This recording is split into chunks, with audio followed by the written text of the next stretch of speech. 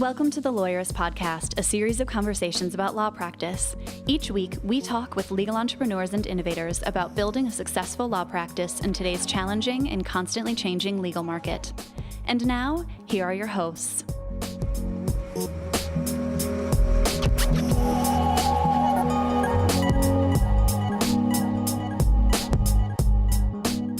Hi, I'm Sam Glover. And I'm Aaron Street, and this is episode 225 of the Lawyerist Podcast, part of the Legal Talk Network.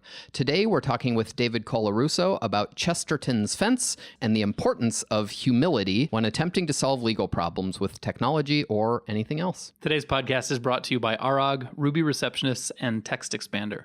We wouldn't be able to do this show without their support, so stay tuned. We'll tell you more about them later on. Before recording this intro, I tried to place a wager on what the odds were that I would pronounce Chesterton's fence correctly on the first You did take, great. And now I've done it twice. I know, 3 times It's even. amazing. Yeah, that's Lucky amazing. me.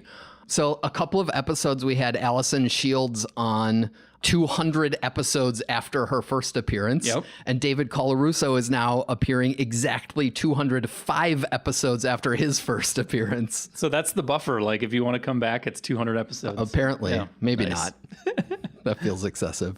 I thought it would be fun to take a few minutes this morning and chat about threat modeling. Oh, threat modeling. I love this because it's the it depends answer to the question of what level of security do I need that lawyers hate. Plus, it allows us to talk about hackers. Yeah. And terrorists and whatever, which is always fun. Absolutely. So here's the thing about threat modeling and what it is. Threat modeling is a framework to help you think about the answer to the question, how much tech security do I need to be doing? Right. I mean, so we talked, I think, 2 episodes ago about data security needs generally and some of our default best practices law firms can use to make sure that they are protecting their law firm and client data in an appropriately confidential way. And there are some kind of generic best practices there. But generic obviously only applies as a default standard, but not a specific standard to you. And the importance is in being competent with protecting your client's data is understanding what specific threats might actually apply to your firm and your client's issues. And for some firms, the default standard potentially might even be more sophisticated than the actual threats that that firm faces.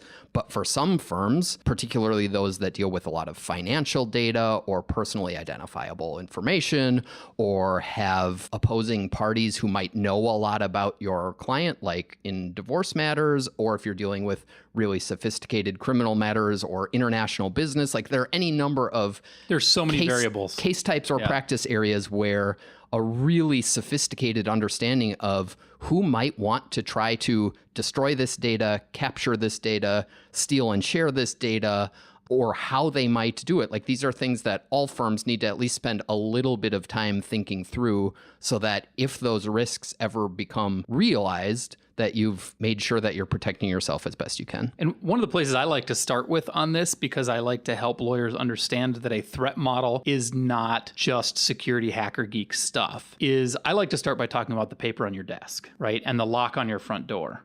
What are the risks to somebody reading confidential client information that you might leave out on your desk in the evening?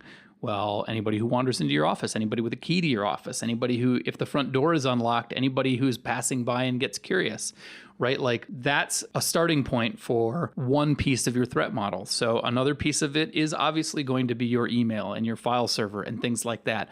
But you need to be thinking holistically about, what are the specific characteristics about your law practice and how you store information and where and how you secure it. And then how can you actually take the necessary steps, the reasonable necessary steps to make sure everything is secure. Yeah, and so at its most basic, this kind of threat model analysis dovetails a lot with understanding basic data security and with protecting your files from destruction too. Part of your threat model is like, if my office burned down, then what? And some of these are risks that have a low likelihood of occurring, but would have tremendous harm if they did. And others have a really high likelihood of occurring, but maybe less harm if they did. You're sort of doing the calculus of risk for data security edition. Yeah. And like, unless you are a very interesting boutique firm in the news for representing international terrorists, or you represent some sort of IP holder in a Chinese espionage case or something, This doesn't have to be an extended analysis that you're investing consultants and time and money into,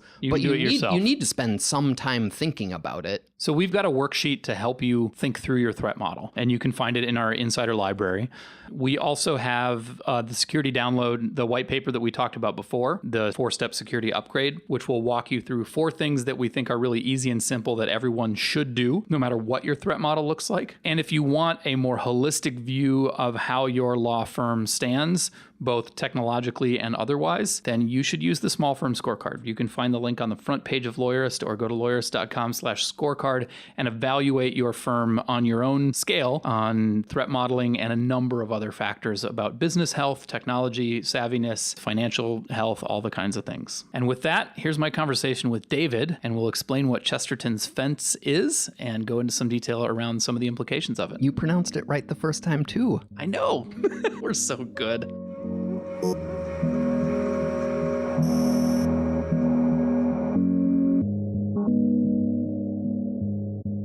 Hi, I'm David Colarusso. I'm a practitioner and a resident and the director of the Legal Information and Technology Lab at Suffolk University Law School. And I'm looking forward to talking all things tech and legal. Hey, David. Welcome to the podcast.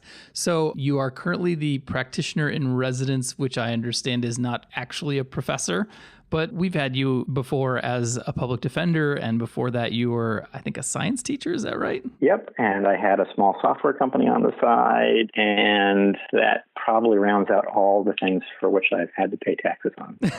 That sounds about right. I mean, you've also built some software. You've got some open source projects. You're kind of all over the place, I guess. Not in a bad way, but in a good way. Yeah, I haven't had much chance to work on my woodworking, though, lately, so that's a little sad. Well, let's talk about your work at Suffolk University. So what is the Legal Innovation and Technology Lab? Well, it's a great excuse for me to use the initials LIT. Yep. So of all things that it is definitely lit.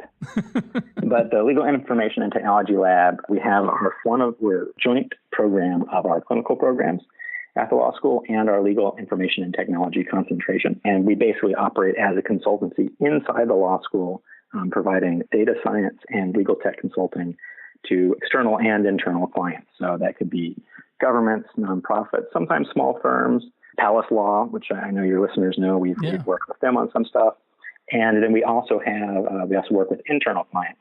So we have students that are in our clinics who are normal clinical students with a reduced caseload, and they actually will work basically as part of the consultancy, but working for the clinics as their clients.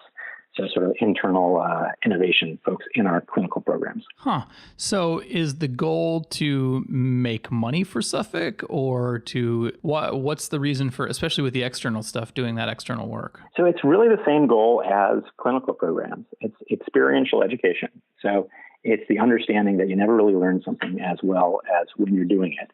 And so what we end up having students do is work as part of teams, identifying issues and finding technical solutions for those issues when appropriate. Sometimes those solutions might, however, be less technical than some people might folks. It might just be process improvement. But really, it's about finding the right tools to solve a problem. And then also, in addition to our sort of quasi-consulting work, which most of it is at no cost because we tend to work with governments, nonprofits in that manner, we also have a class that goes along with the lab that I teach called Coding the Law. And that helps to acquaint students with the actual ins and outs of the technology and actually have them get their hands dirty and actually build some stuff. And there, the idea is that you never really understand something until you can create it yourself. And so it's to gain them an understanding that they can use to go out into the world in their practice and help understand, when someone's saying something about technology, whether or not it be someone trying to sell them something for their practice or someone saying something as it affects an issue that they're dealing with for a client, that they're going to be able to know whether or not that person's, actually telling them how things go, or if they're just trying to sell them some BS. You and I were chatting with someone whose name escapes me at the moment from Harvard's Legal Innovation Lab, or whatever they call it, the Library Innovation. Yeah, Adam Ziegler. Anyway. Yeah, Lil. Yes, Adam Ziegler. And we were talking about, he kind of pitched the idea that a lawyer who has a background in technology, such as they can learn at Suffolk, is really a lawyer of a higher skill level. Because you have new, more robust tools in your toolbox for bringing to law practice problems, not necessarily just business problems, although those too, but let's say you get a crazy batch of discovery. Maybe if you understand how to work with large volumes of data and information, you have a different skill set for analyzing that than a lawyer who might not have those skills. Yeah, and that's one of Adam's colleagues. That was probably a conversation with Jack Cashman, who is one of Adam's colleagues. He teaches a similar class where they teach coding to lawyers as well, and that's the entire premise. Actually, there's a handful, maybe not quite 24 classes in the U.S. where people are teaching coding to attorneys in law school.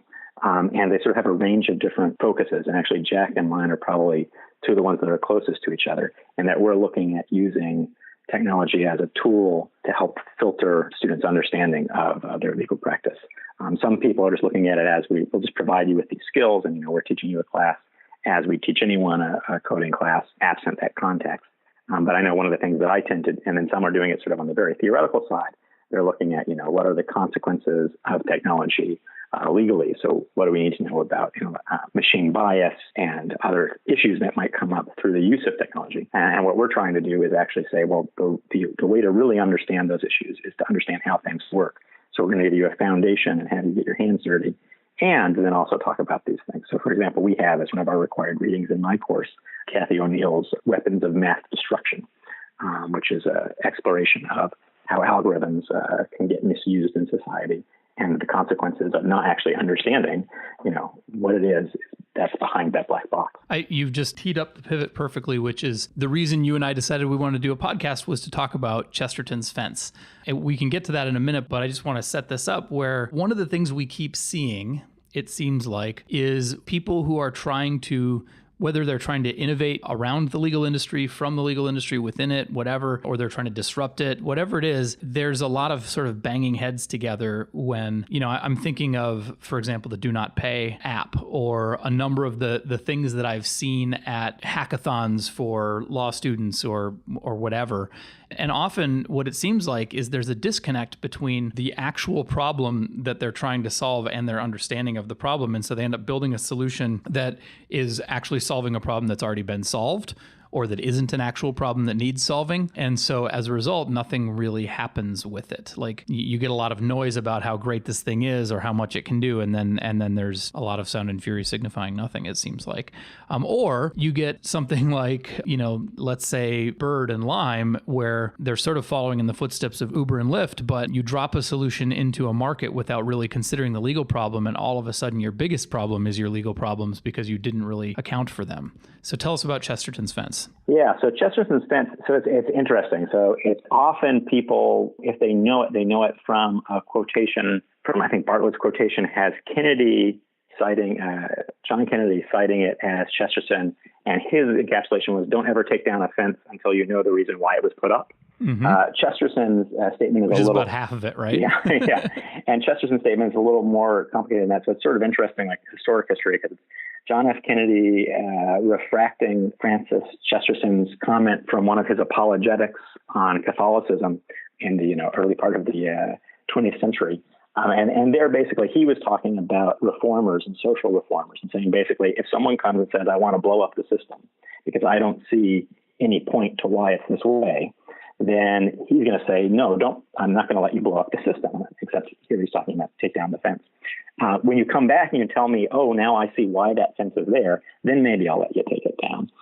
The point being is that you should be humble about the notion that maybe some of the things that you don't understand why they're there are there for a reason. And it's worth understanding that before you go tearing things down. I mean, I think about that in the sense of the legal system. Like, it's really easy to listen to a lot of criminal true crime podcasts and say, our legal system's broken, which is true, but it's not broken in the ways that many people think it's broken. It's not broken because it produces bad outcomes. The bad outcomes are a result of the way it might be broken, but it's like you're missing so much by just saying it's broken. There are good reasons why it is the way it is, and there are some reasons that maybe it should be changed, but you can't start to address those until you actually have taken it apart and understood it. Yeah, I think the rules of evidence, right, are probably the place where most people sort of run into this because they say, well, why, nuts. From an outside view, they're nuts. Because from the outside, you get a trial going up in the court of public opinion, and everything is, fair game. You get hearsay, you get all the speculation, and then you wonder, how is it that a jury came to a certain decision? And you recognize, well, they only saw part of the evidence. And some people say, well, that's silly. Why didn't they see everything? But it turns out there are really good reasons why they didn't see everything, because we don't trust the process if certain things can get in that might have an undue effect on people's thinking.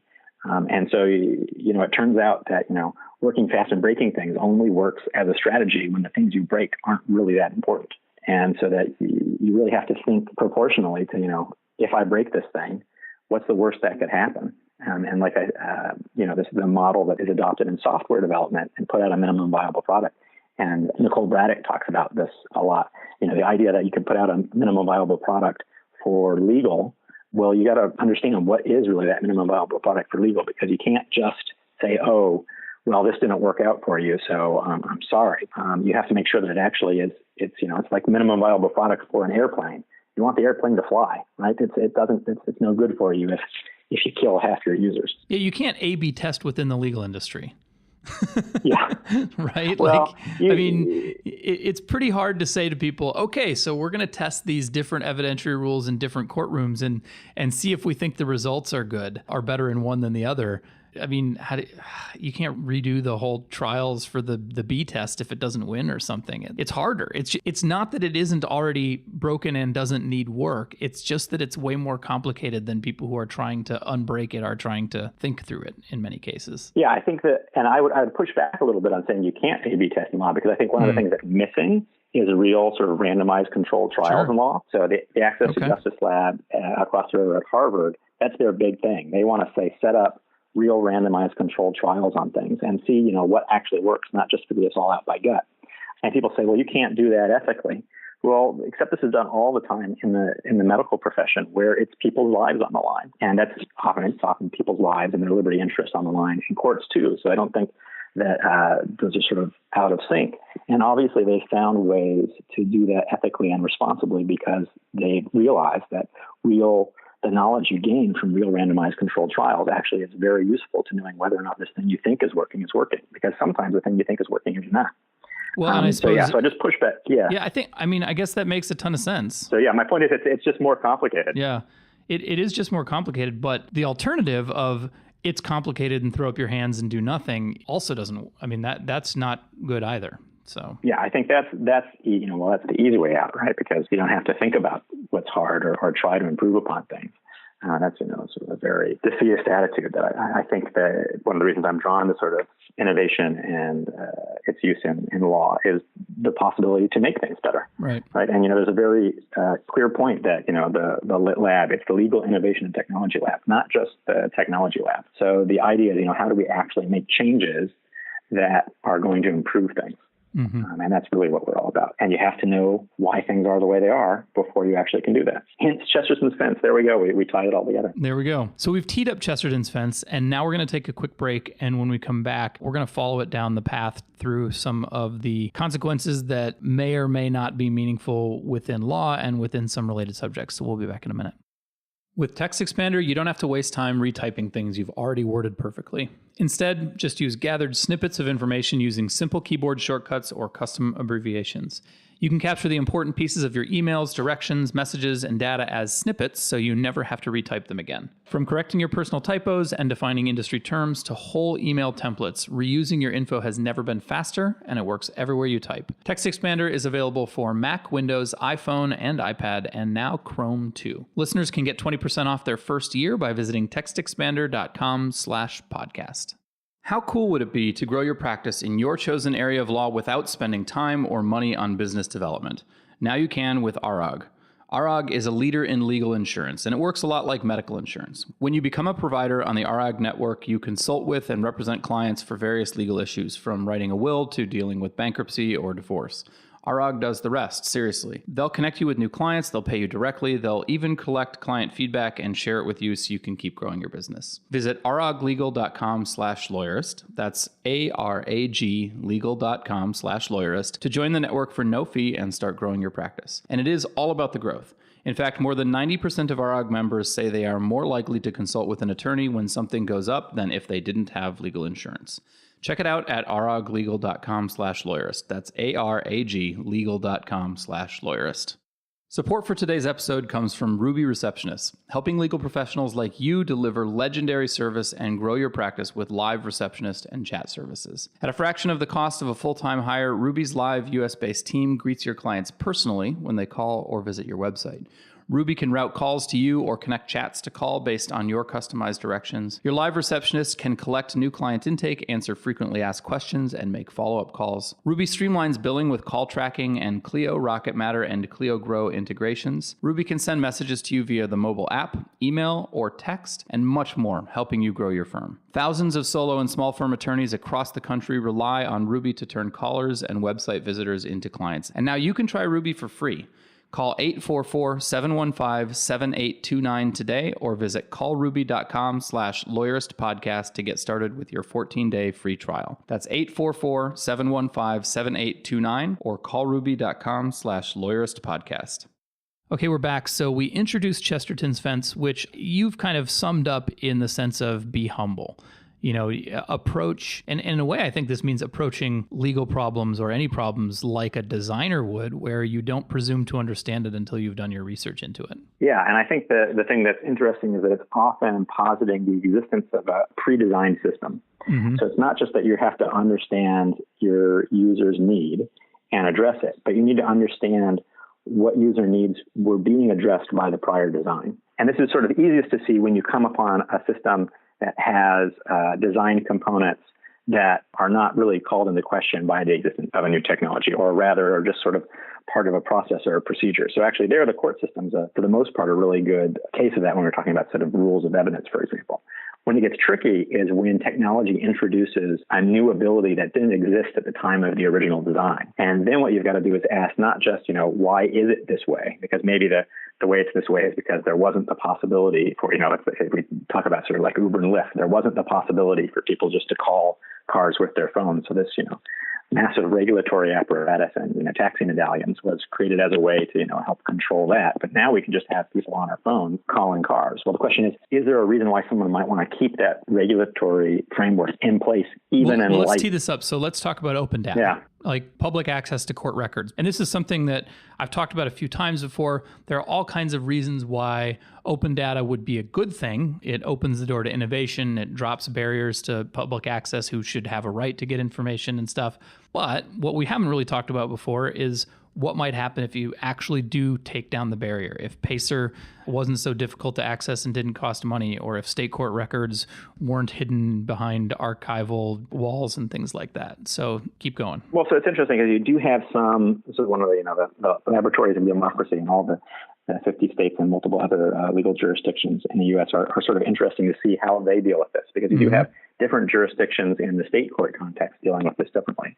So you have some places like Florida where they just effectively, although it still comes down sort of county by county, but you have some counties that basically sort of throw their entire docket up online, including just about everything. Right. So sometimes there's like a nominal attempt to sort of maybe not show names of parties. But sometimes it's just everything up there. And that creates a bunch of unintended consequences, because there was traditionally a barrier to, in aggregate, getting all that information and getting it easily. And that barrier prevented certain abuses. So the one that sort of most people really resonates with them are sort of tenants being blackballed by potential landlords because they've had some matter against a prior landlord. So the idea that, you're unlucky enough to get someone who's not doing their job as a landlord, and so you have to get to the point where you take some legal action. And now because of that, you're never going to be able to rent again. Right. is something that people really don't like. But that's the sort of abuse. Well, and another example of it is, redaction of things like social security numbers. If you have to go into the basement and copy a piece of paper to get security numbers, it's not as big of a deal if people are doing what they're supposed to be doing to properly redact documents. But lawyers are terrible at redacting PDFs properly, and so PACER records, for example, have been shown to be rife with private data that shouldn't be in them, but it is. There it is. Just ask Manafort's lawyers how hard it is to redact things. So that's another potential problem there. And then, of course, you have a lot of legislatures trying to be very thoughtful about access to criminal records and doing things like banning the box on job applications or limiting who has access to criminal records, allowing people to expunge their records after a certain amount of time. But all of that gets short-circuited if someone can just go in and hoover up today's docket information from the court and put it in a database and then sell that back out to folks.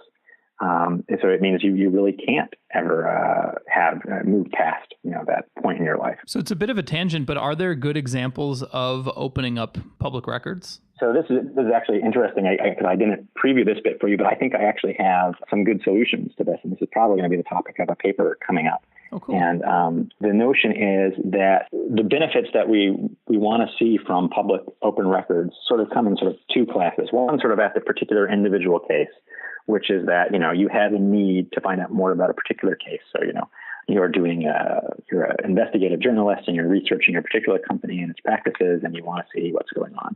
So you want to see their litigation history. Or in the aggregate, you're looking at something that's going on in an industry or in the court system in general, and you're trying to look at some trend. So maybe you're looking for disparate impact against some protected classes. And you just want to know, what are the statistics of individuals from this protected class and the sentences they get, something like that. So you sort of have these sort of statistical questions sort of in the population level and these very particular questions. And the particular questions that's very well addressed now by most court systems. You can walk into the court clerk, you can get the file, you can get the information you need for a particular case quite easily. And in fact, there are often, every jurisdiction is a little different about how they interpret their own rules around that. But for the most part, they're public records and you can just walk in and request them. The question comes when you get to move to the aggregate, should I just be able to go in and say, show me all the records for all time? And then let me just dive in through the data and find patterns there, because that then opens up to all these prior abuses we were talking about. Right. That accessibility in the aggregate, that becomes the difficulty. You can now blackball an entire set of folks.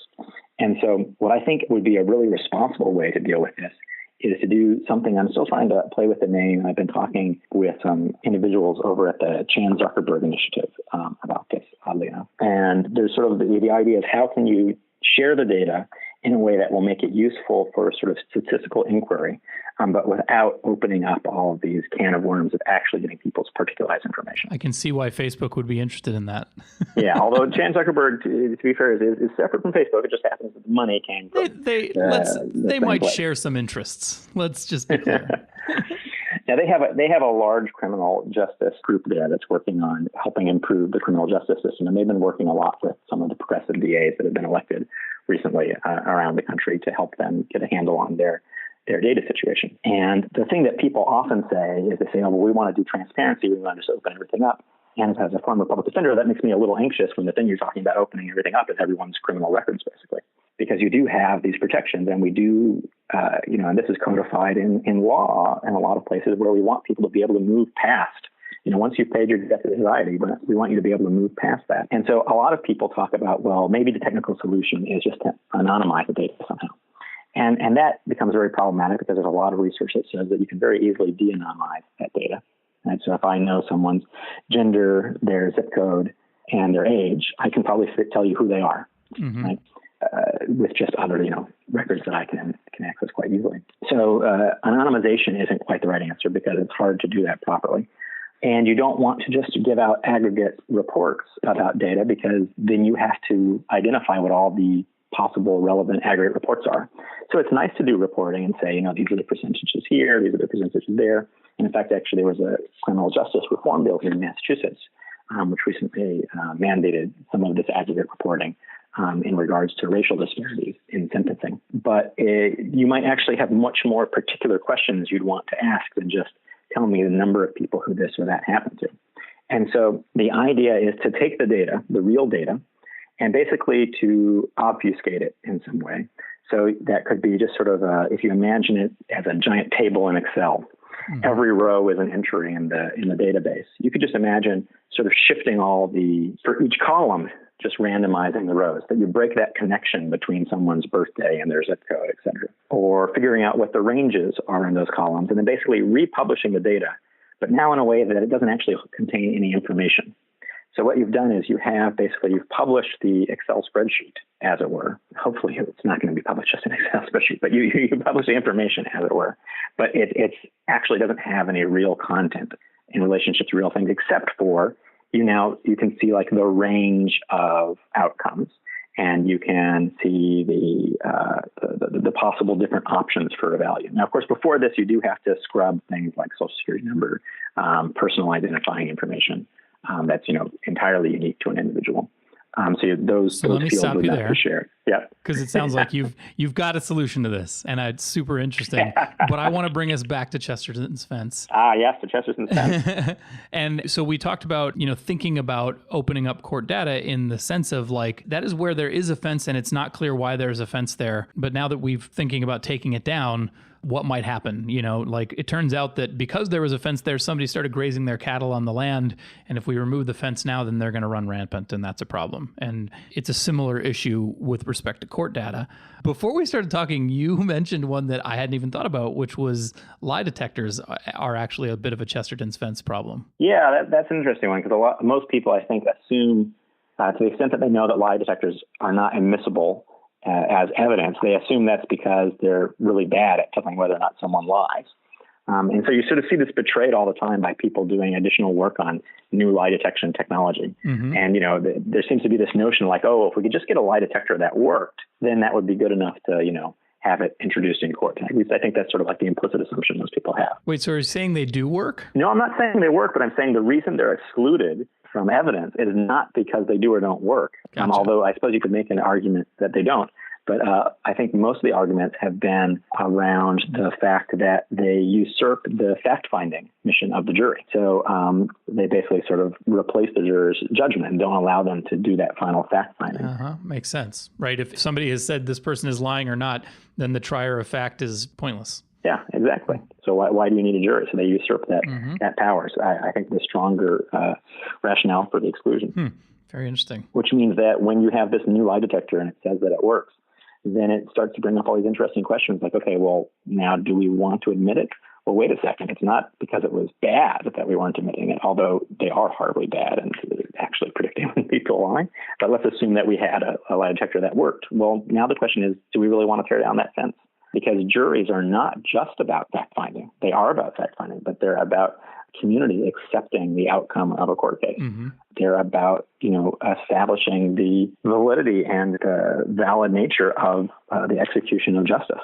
And, without involving a jury of your peers, is our court system really the thing that we think it is? Right. In a way, the jury stands for the possibility that there's more to resolving cases than justice, or at least that justice is more than did this person do it or not. Guilt and innocence are just one component of it, which sounds a little bit similar to another issue that you raised, which is risk assessment tools, like, say, finding out the probability that somebody is going to recidivate. Yeah, so this is one that, has showed up, at least in the popular press more and more. ProPublica had a piece a couple years ago that really sort of blew up, looking at some of the risk assessment tools that were being used in sort of pre-trial detention. And there the idea is, could these things appropriately predict whether or not someone would return for the next court date? Because we're talking, again, pre-trial.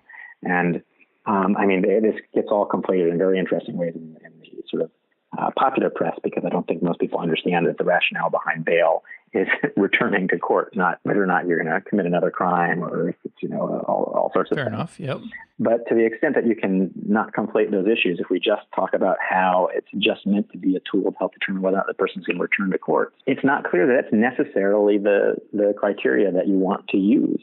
You might want to be fair about that. And what I mean is, and this has to do with sort of issues of algorithmic fairness, it may be that historically speaking, there might be disparities in whether or not someone gets picked up, say, for a new offense based upon their race, not actually based upon whether or not they commit a new crime. To the extent that you create a model that's based upon historic data, if that data itself is flawed and has bias in it, you can be baking that bias in. I mean, that makes a ton of sense. You can't just plug a machine in and ask it to describe things because it lacks this kind of cultural social awareness that is also relevant. Yeah, or another way of putting it is it will only optimize for those things that you tell it to optimize for. Yeah. So if you say, figure out whether or not this person's likely to show up, and it can produce a prediction as to whether or not this, or maybe not show up for court, because really it usually ends up being about recidivism. So tell me if this person is going to get picked up on another offense.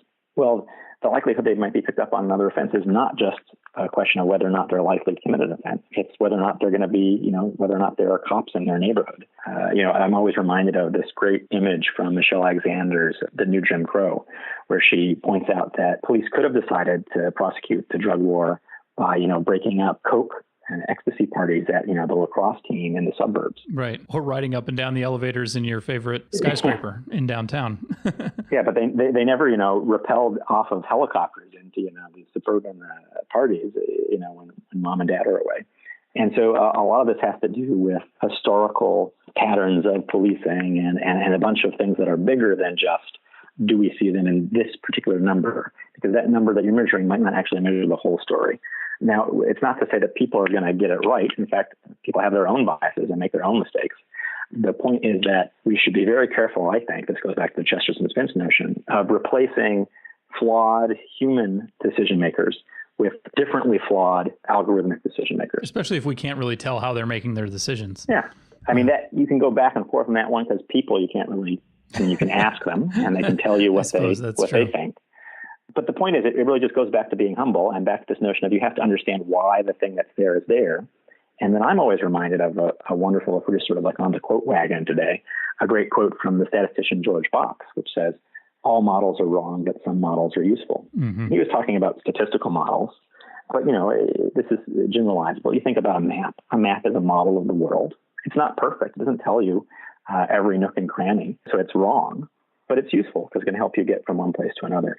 So whenever we're talking about taking down a fence or using a model, the thing I always like to say is, well, we know that this model is not 100% right. So it should start the conversation, not end the conversation. So let's have it start the conversation. And then you always have to ask compared to what, right? So we're talking about, is this useful? You have to ask compared to what. And sometimes you're comparing it to nothing. So it's a really easy bar to clear. But you have to ask, are we doing harm or are we doing good? And a lot of times, to sort of work fast and break things is really just about, let's move ahead and see where things settle. And that's fine when the stakes are low. But when the stakes are high, it just requires a little more thought. We started out by talking about this in the sense of sort of big changes, big changes at the level of trying to solve the access to justice problem or things like that, and legal startups. But it strikes me that this also has some real implications for more mundane questions like, why the hell doesn't my law practice management software do the things that I want it to do? Everything that's designed is designed with some intention behind it. And this is something I encounter all the time where we get impatient with our products and our software and things like that. And I find it is beneficial to, before I start blowing things up, to try and figure out why was it designed to do things in this way. And that might reveal something to me about how this software wants to be used or the intention behind it, which may or may not be right, but it can help me in figuring out how I want to design my systems and my processes around the tools that I've chosen to use.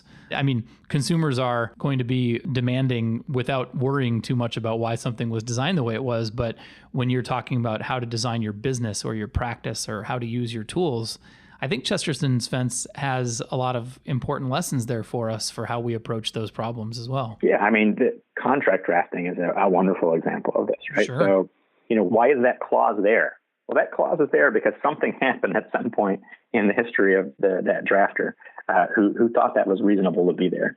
So, is that still something we should be thinking about? But yeah, you have to understand the state of play before you move forward and change things, or at least if you want to be responsible about it. Yeah, that's a really good point. Because it's always been done this way is a super uncompelling argument, but you can assume from the fact that it's always been done this way that there was a reason, and it probably wasn't just like, because I like that language, although it could have been. And yeah, before you decide to simplify a 19-page contract into one page, which is always my instinct, it's pretty important to understand why it might have been 19 pages in the first place. So Yeah, makes sense. But again, not an excuse to not do that work. No, not an excuse at all. In fact, it's just it makes everyone have to do the work. So that it's not an excuse just to say this is the way we did it. You have to. I think it's probably incumbent upon the person who's saying that to sort of justify why it is that they did that. But yeah, it's just you have to put the work in. There's just no way around that. Here's my question for you, because I see this a lot. I think you and I are the type of people who see a problem, want to understand it, and then want to improve on it. A lot of people either don't see problems or see a problem, begin to understand that it's complicated and give up, or just figure that there was a good reason in the first place and don't act on it. How do you think someone can work on changing their mindset from being someone who just accepts the status quo to somebody who looks at things and fixes them? Or is that just something innate in people like you and me? Oh, that's a big one. Okay, well, I'm gonna have to think if you don't have an answer, but it's like, I watch people struggle with this. They click the same button 15 times rather than just figure out a way not to click that button 15 times and just to click it once. Like I see people struggle with these little things over and over and over again that range from just everyday little things to. I always hate to portray my wife in any way negative on the podcast, but she was asking for some help organizing files the other night, and she has a folder and it only has one folder in it that has everything else in it. And so that there's one extra step she has to go through every single time, and there's no reason for that folder to be there. And I'm like, why do you waste these clicks every time when you could just move everything out of this folder into the parent folder? And it had never occurred to her to do that. And it's just a small example of like people who don't fix problems. My suspicion is that it might in part be about like a permission structure to think about it. Just because my sort of working theory now for a lot of when I see people not making decisions that I would make, one, I have to ask, well, maybe they have a better reason for doing it than me. But sometimes I think people are just, they're operating from a place of scarcity, right? Their time is scarce. Their ability to think about things is scarce. It's often, it's much easier to just sort of, as you say, sort of go with the flow. And there's often value in that because there is presumably the, accumulated wisdom of those who came before. Mm-hmm. I think in order to sort of question things, you have to be in a space where you feel free enough to exert some of that effort, because I think it is effortful. I mean, I find a lot of joy in following my curiosity, but that doesn't happen on nights when I'm tired, days when I'm tired, or good point. Or right at the end of the semester when I'm doing 100 different things. Although sometimes I get distracted by things because I'm procrastinating and I want to do other stuff. But maybe the answer is to somehow relieve some of that sort of cognitive load so that you have the ability to ask those questions. And so I know you guys at Lawyers, you're always talking about how you go and you do your reviews of your policies and stuff. You have very regular built-in times where you're reassessing the way you're doing things. So I think just making the space for that is probably the first step. And that's, based upon the fact I was ambushed with this question. Yeah. I mean, I'm not asking you completely at random though, because like one of the things I have noticed about people with scientific backgrounds, and maybe this comes from the scientific training where nothing is true unless it can be replicated, basically. But I have noticed about people with scientific backgrounds that the moment there's a big news report that comes out about whatever in the universe or discoveries or whatever, the people that I know who are scientific will often sit down with their calculators and try and replicate those calculations, or go and dig into Wolfram Alpha for the kinds of data that they need to see if they can understand why it was calculated in that way. And I love that. It's like it seems to be that kind of curiosity about, can I understand that I think we could all benefit from doing more of. So I'm not totally asking you at random because you have that background and I've noticed you doing those things. And there, I think a lot of that probably is just the tendency to question received wisdom and to say, prove it. I can't remember the motto of the Royal Institute, one of the science institutes that Newton belonged to. The Latin translation is something like truth not by man, but by argument or something. That's really bad translation. But and I'm now going to have to go find that. I'm tempted to just Google it here for the listeners. But that's really central to the idea of science, is that claims are justified based upon their arguments, not upon who's making the argument. And that's very common, something you find in law too. It's funny you bring this up though, because I was thinking about this today before our call. I was thinking about how both physics and the law are full of people who are sure that they understand everything and can figure out any problem. And that actually sort of is the antithesis of people who are using Chesterton's defense. It's the idea of like, oh, I'm a smart person, I can figure this out.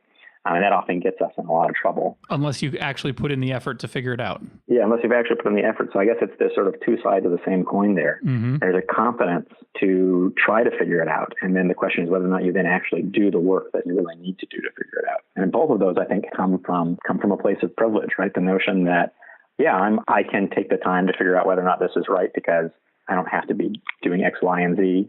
Or, it's not going to cause a problem for me. No one's going to question my ability to do this.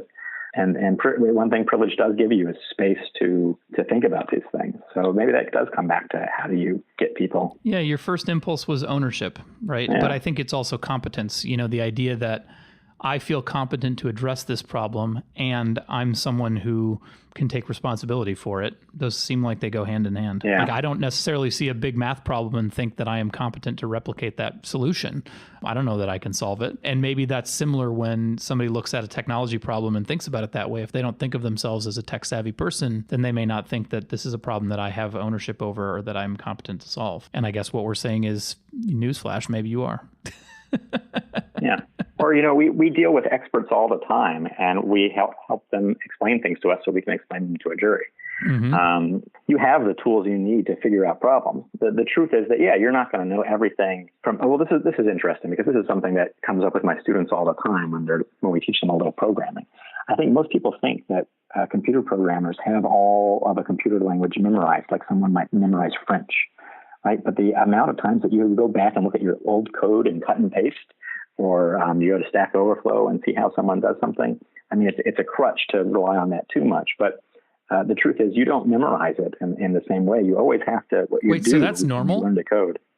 Yeah, that's normal. God, I thought I was just an idiot. That's the realization that a lot of people have when they're doing that. You mean, wait, no, this is how I do this. I mean, there are programmers who've been working in the same language for decades, and they always have to look mm-hmm. up the syntax for a particular thing. And that's because kind of a relief to hear that.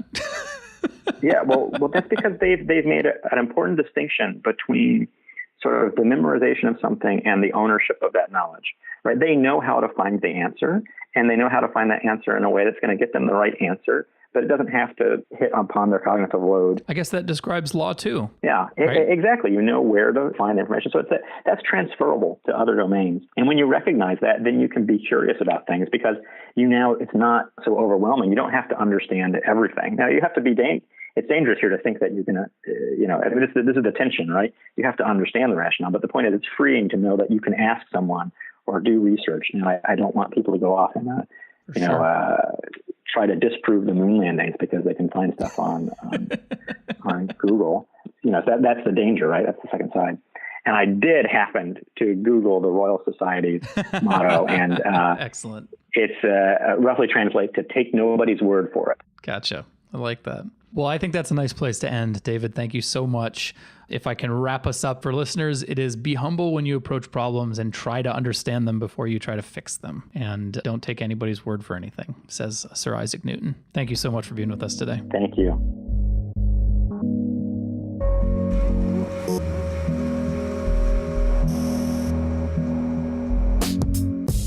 Make sure to catch next week's episode of the Lawyerist Podcast by subscribing to the show in your favorite podcast app. And please leave a rating to help other people find our show. You can find the notes for today's episode on lawyerist.com/podcast. The Lawyerist Podcast is produced with help from Lindsay Calhoun and edited by Paul Fisher. The views expressed by the participants are their own and are not endorsed by Legal Talk Network. Nothing said in this podcast is legal advice for you.